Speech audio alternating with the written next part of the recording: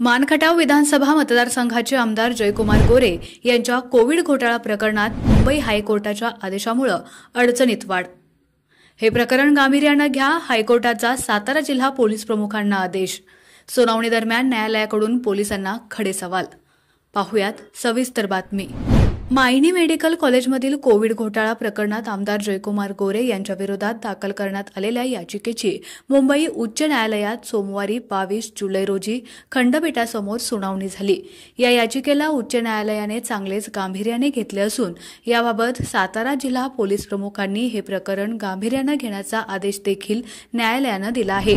पुरावे आहेत तर गुन्हा दाखल करण्यासाठी कुणाची वाट बघताय असा खडा सवाल करत निष्पक्ष तपासाचे आदेश खंडपीठासमोर झालेल्या सुनावणीवेळी न्यायालयाने पोलिसांना दिले आहेत। दबावाखाली येऊन चुकीच्या लोकांची पाठराखण केली तर हे खपवून घेतलं जाणार नाही असा दमही न्यायालयाने पोलिसांना दिल्याची माहिती मिळते।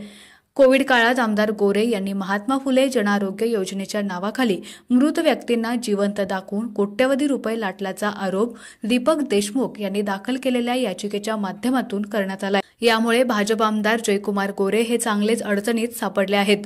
पावसाळी अधिवेशनात या प्रकरणावर शरद पवार गटाचे प्रदेशाध्यक्ष आमदार जयंत पाटील यांनी हा मुद्दा उपस्थित करून या प्रकरणाला चांगलीच हवा दिली होती। त्याच अधिवेशनात आमदार गोरे यांनीही आमदार जयंत पाटील यांनी हे आरोप सिद्ध झाले नाहीत तर सभागृहाची माफी मागण्याची मागणी केली होती। एकूणच आमदार गोरेंवरील आरोपांवरून विरोधकांनी त्यांना चांगलंच कोंडीत पकडलेलं सर्वांनी पाहिलं होतं।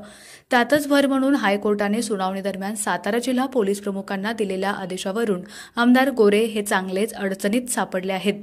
त्यामुळे मानखटाव विधानसभा मतदारसंघातील आमदार गोरेंच्या 3 टर्मच्या निर्विवाद राजकीय अस्तित्वाला सुरुंग लावण्याचं विरोधकांचे मनसुबे कितपत यशस्वी होणार की गोरे यांचा राजकीय अनुभव पणाला लागून विरोधक पुन्हा एकदा सपाटून मार खाणार हे पाहणं आता महत्त्वाचं ठरणार आहे। आपला आवाज न्यूजसाठी एकनाथ वाघमोडे, दैवडी।